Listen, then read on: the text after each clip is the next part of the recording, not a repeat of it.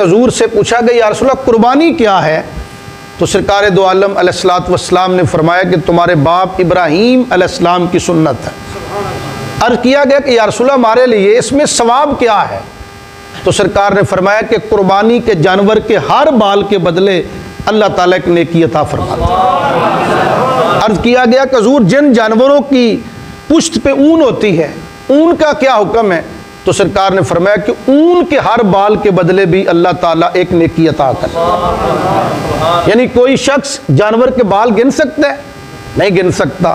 کوئی ایسا کیلکولیٹر نہیں، کوئی ایسا کمپیوٹر نہیں، کوئی ایسا آج تک آلہ ایجاد نہیں ہو سکا کہ جو جانوروں کے بال گن لے، دمبے اور چھترے کی اون کے بال گنے۔ لیکن اللہ کے اسماء صفاتیہ میں سے ایک نام نامی اسم گرامی ہے المحصی۔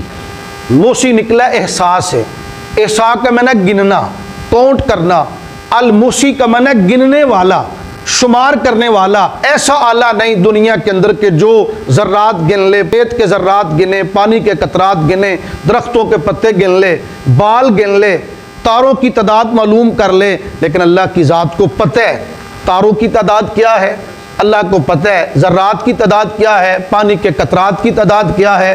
اللہ کو یہ بھی پتہ ہے کہ قربانی کے جانور کے اوپر بال کتنے ہیں۔ اللہ تعالیٰ ہر بال کے بدلے قربانی کرنے والے کو ایک نیکی عطا فرما دیتا ہے۔